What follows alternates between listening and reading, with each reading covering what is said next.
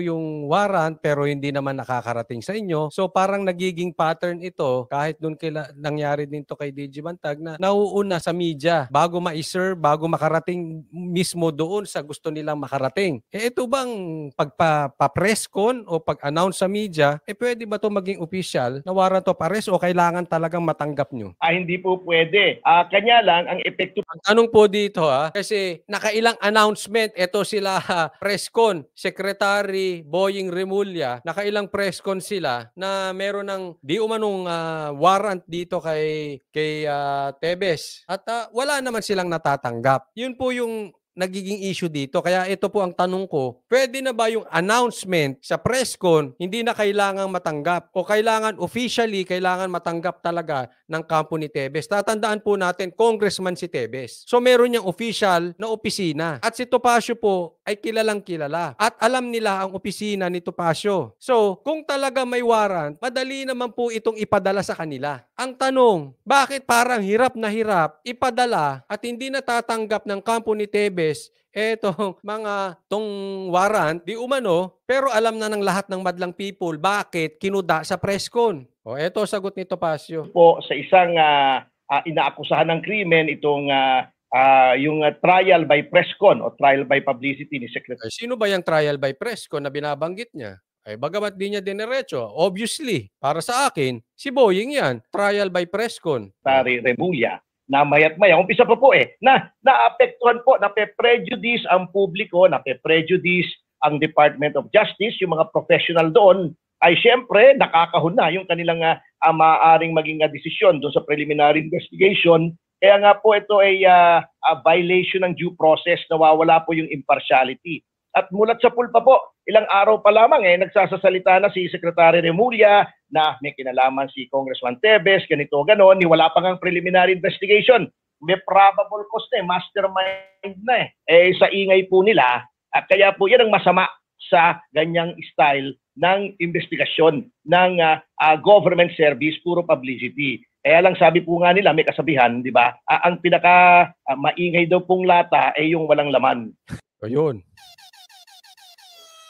Binira pa si Boying Remulla. Ang pinakamaingay daw, yung lata na walang laman, maingay. Yan, parang ganun. Oo. Pero sa madaling salita, parang sinasabi ni Atty. Topacio, walang laman ng utak nito si Boying.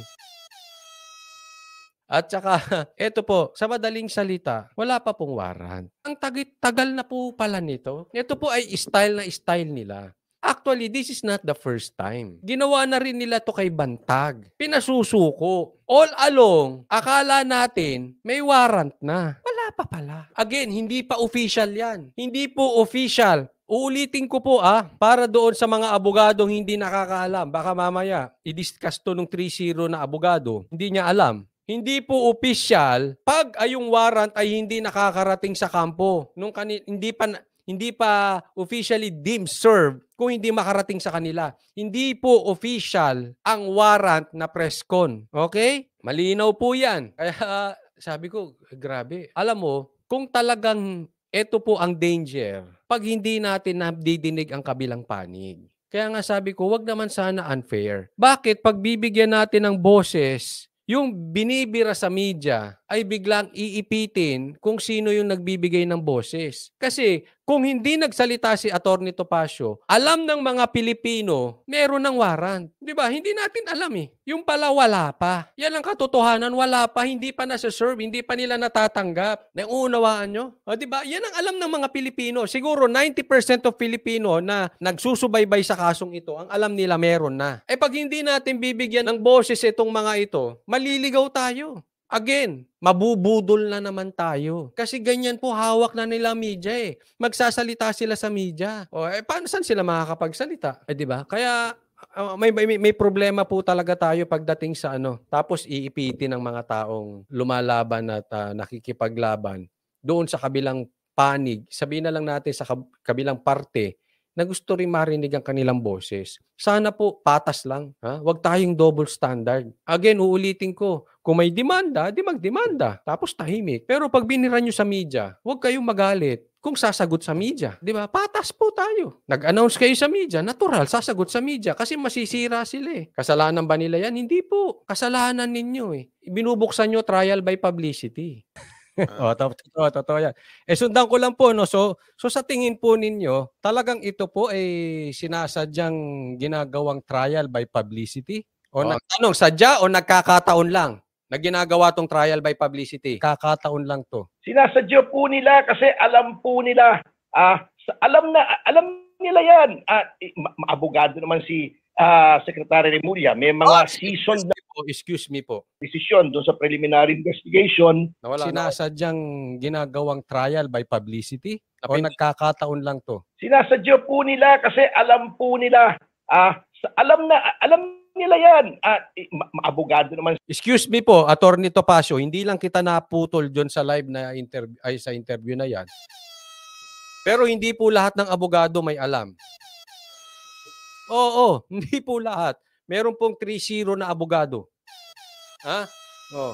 Kasi ang rason dito, sinasadya ba o nagkakataon lang na ginagawa na itong trial by publicity? Wala na po sa korte labanan nito, tatandaan nyo po. Trial by publicity na po ito. At ang sagot ni Attorney Topacio, sinasadya, alam naman nila yan eh. Alam naman nila ang prosesong gagawin. Ika muna, Attorney Topacio, baka namamali po kayo. Hindi ko po kayo kinokontra ha. Kaya lang, may mga abogado rin. Siguro 90% katulad nyo matatalino. Pero may abogado ring 3-0. May bobo ring abogado na... Ay, hindi ko sinasabing sila boying, pero hindi rin natin mahuhusgahan na alam nila. Baka nga hindi nila alam yung yung statutory rape. O, di ba? Hindi ko po kayo kinokontra, Attorney Topacio. Kaya lang, sa lahat po ng propesyon, meron din talagang bopols. Merong 3-0. Okay, diretso po tayo. Si Secretary Remulla, may mga seasoned naman na mga prosecutors yan, maaari niyang mahinga ng payo. Alam niya na nung nag-recant yung 10 ay wala silang ebidensya laban kay Representative Teves. In fact, yung 10 na yan, alam din natin nag-recant. At yan po ang sinabi sa amin ni Attorney Topacio na talagang wala silang ebidensya dyan. Wala talaga. Wala silang ebidensya na. Magmumukha sila talaga. Magagaya sila doon sa abogadong 3-0. Pag pinagpilitan nila yan, pag pinagpilitan nilang isampayan sa korte at talagang iserve yung warrant, pag pinagpilitan nila yan, magiging kalahi sila, magmumukha silang abogadong 3-0. At yan ang iniiwasan di umano nila. Kaya ang baling yan, trial by publicity. Matatalino din. Ayaw nila magmukha silang abogadong 3-0. Alam nyo na, abogadong diba? Yung decision po na yung... Sabi ni Herman, kasi yung abogadong 3-0 may sariling batas. Correct. Gumagawa ng sariling batas yung abogadong 3-0. Ayaw nila magaya doon. Ayaw nila. Kaya alam din nila yung parte na yan. Anong solusyon? Trial by publicity. Yan. Resolution ng panel na kakakuha lang po namin. Hindi nga binanggit yung recantation, parang hindi nag-i-exist. Sabi dito, may new name na 3-0. Oo, ano ba? 3-0. 3-0 talaga eh. Wag nyo nang babanggitin yung pangalan. Wag po kayo magbabanggit ng pangalan ng ibang vlogger, lalo yung bobo. Lalo yung 3-0, ha? Wag na po natin basta yun na lang. Yan lang ang new name, 3-0. Pwede ba naman yun? May recantation. Yung mga nag-recant po ay iniharap doon sa panel para i-reaffirm under oath yung kanilang recantation. Yet, doon sa resolution na ginawa nila, hindi nila nabanggit yun. Ngayon, ako gusto ko na nga actually, sabi ko nga sa aking statement, a part of me wants the trial to proceed. Alam niyo kung bakit? Curious ako kung anong ebidensya ang pipresenta nila sa court.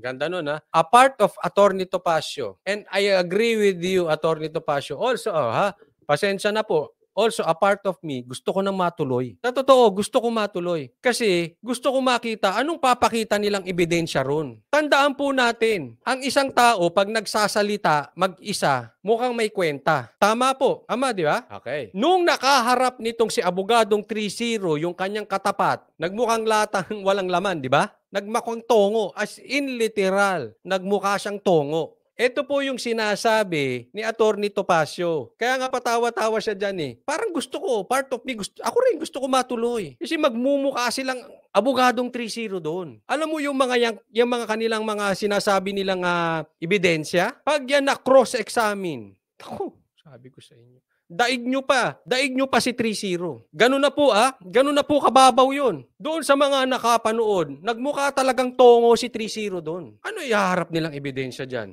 Di ba? Kaya sabi ko, sige, matuloy na yan. Yun ang gusto niya. Baka pagdating sa korte, baka paglalaruan nito. Tulad nung isa, napainan siya. Kala niya, mahina si piskal. Laban siya. Ayun, bagag. Nagulpi, di gulat. Korte, kung hindi magte-testify yung 10.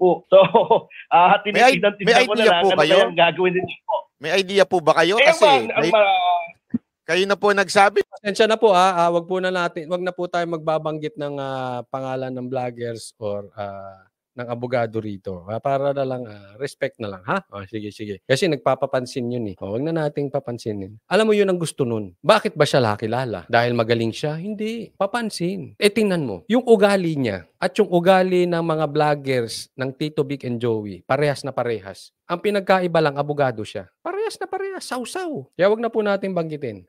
Umurong na yung 10. Meron pa kaya silang iba pang mga ebidensya? Kasi nabanggit na lahat. Pero parang wala na. Pati yung video. Ngayon, wala na rin yun. Ano ho bang, ano pa kaya ang mga pwede sa tingin ninyo? Well, if magpipresenta sila, the fact ng death, yung damages, ewan ko kung meron silang forensic evidence. Kasi nung una, may pinangangalandakan silang DNA pero wala naman silang pinresenta. May pinapangalandakan sila, may pinapangalandakan silang DNA. Wala naman silang prinisinta. Again, anong nangyari? Bunganga. Anong nangyari? Presscon. Attorney Roque, pasok. During preliminary investigation.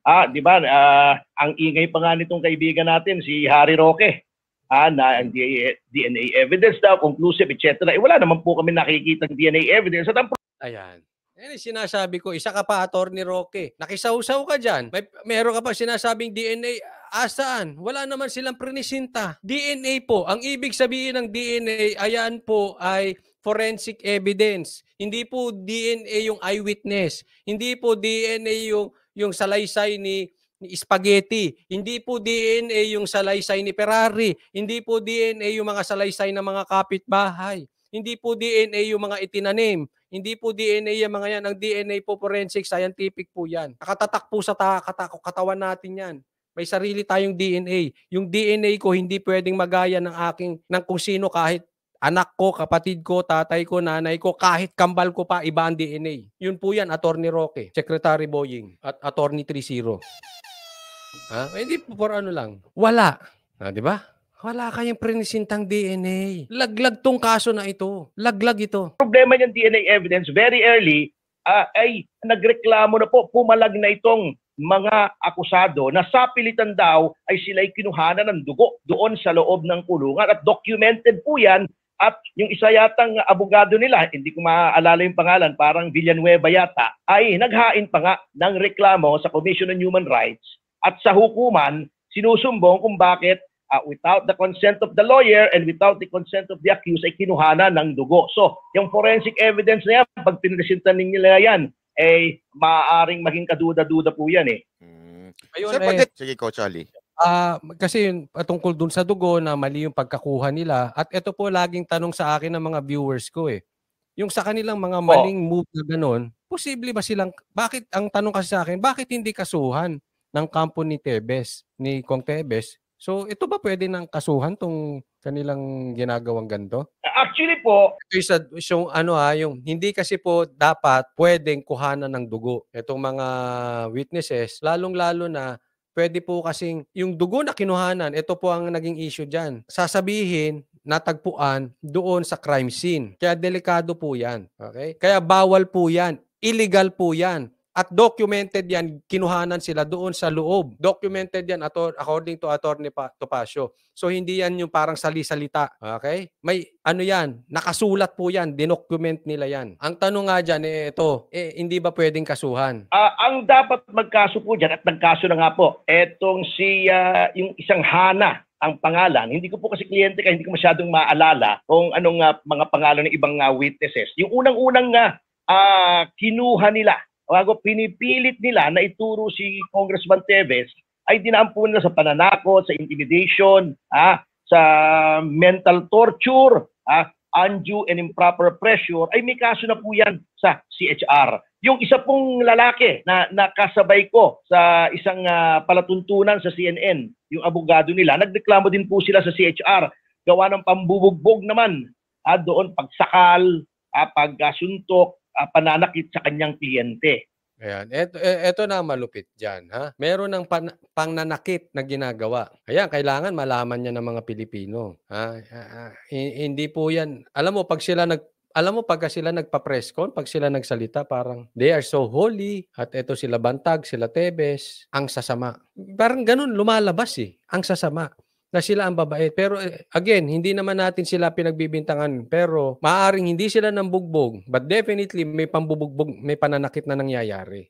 So in short, may pinipilit. So ito na po yung mga kinakaso at documented naman po na talagang they were trying to extract confessions, extrajudicial confessions. Ulitin ko, documented po. Ibig sabihin, nakasulat, nakafile, may ebidensya.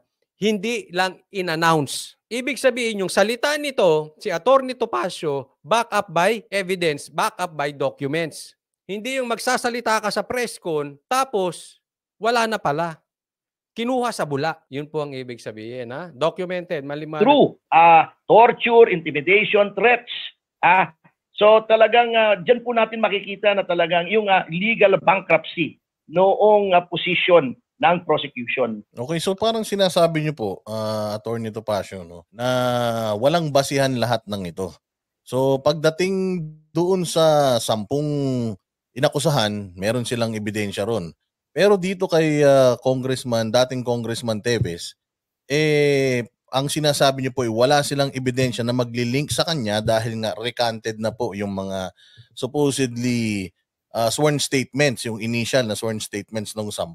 Ngayon, kung ganun, so parang ang dating po sa ating mga followers pinopolitika si Congressman Tebes. Ngayon po, bilang isang abogado, ano po kayo yung pwede nyo pong gawin para questionin yung probable cause na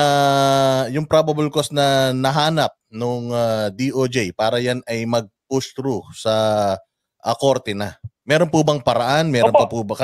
Hindi po namin alam Meron po. Actually, we have to go through the process. Kasi alam niyo po, Boss Dada, talaga namang from the start, kahit alam namin na walang mangyayari, out of respect, not to Secretary Remulla, but for the rule of law and the justice system, lumahok po kami sa lahat ng preliminary investigation. At ngayon po, we will continue availing of the remedies under the law. Kami po sa batas lang. Ito pong finding of probable cause ng DOJ, pwede pong i-apila yan sa Secretary of Justice via petition for review. Kanya lang, ang sabi po namin, iuupuan lang yan. Maniwala kayo at hindi. Sino ba Secretary of Justice? Ayun po yung remedies. Sila po ay nakikipag-participate. So, ibig sabihin, sila ay sinusunod nila ang proseso. Kung anong kailangan, nagpa-participate sila. Ginagawa nila yung dapat. Ang isa sa remedies, one of the remedies, ay itong sa Secretary of Justice, which is walang mangyayari dyan. Sino ba yun? Di ba si SOJ?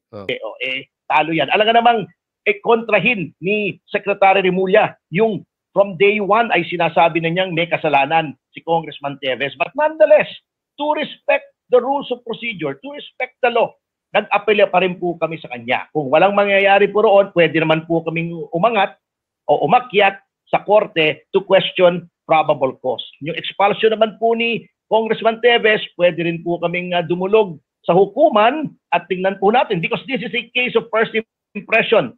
If for anything else, ma-enrich po natin ang jurisprudence. Excuse me po, Atty. Topacio. Medyo controversial po yung jurisprudence. Kasi depende sa gagamit ng jurisprudence. Ito kasing jurisprudence na ginamit ni 3-0, mali pala. Hindi, pero seriously, hukuman lang talaga. Wala na silang aasahan. Wala na silang aasahan dito sa executive. Wala na. Obviously, alangan na mga daw kukontrahin ni Boying yung kanyang mga pinagsasabi dati na case closed na. Hindi magmumukha siyang 3-0. Magmumukha siyang attorney 3-0 o vlogger 3-0. Okay. Sabi ni Rochelle, Coach, alisin mo na yung attorney nakakairita sa tainga. Sabihin mo na lang 3-0. O sige. Tama. Very good suggestion. Ba't di ko ba naisip? Eto si vlogger 3-0. Ito si vlogger 3-0. Pag kinontra ni Boying yung sarili niya, magmumukha siyang si vlogger 3-0. At definitely, hindi niya gagawin yun kasi medyo nagmukha na siyang si vlogger 3-0 nung na-fake news siya. Uulitin niya pa ngayon. Malabo na yun. No? I mean, wala talaga. Walang patutunguhan. So, hukuman na lang talaga to. But I'm very happy na sa totoo, gusto ko mapunta na to sa hukuman nang madagdagan tayo ng 3-0. Dumadami itong mga abogadong ganito. Grabe. Hindi, totoo ha. Yung isa naman si vlogger senador, tatakbong senador. O yung magdidemanda sa amin. Grabe, sabi ko. Ano kayang tinitik nitong mga ito? Dapat siguro i-drug test tong mga ito. Ano kaya? Parang nag-i-imagine sila ng ano. Parang meron silang nakikita na hindi natin nakikita. Tatakbong senador. Sabi ko pa, talamak na po talaga ang coke sa bansang ito. Grabe. Anong kalalabasan niya ron? Di nuwisan candidate po ang kalalabasan yun. Ano ba nangyayari sa mga abogado natin? Sa mga, naku. Magkaroon ng karagdagan na kaso to deal with situations such as this. Kasi pag sinabi kong case of first impression, ngayon lang po may napatalsik na kaanib ng mababang kapulungan para dito sa mga kaso na hindi naman binigyan ng due process, hindi naman binigyan ng pagkakataong magpaliwanag. Talaga pong lahat po naman ng legal remedies ay ating gagamitin para maipagtanggol po ang karapatan ni Congressman Teves.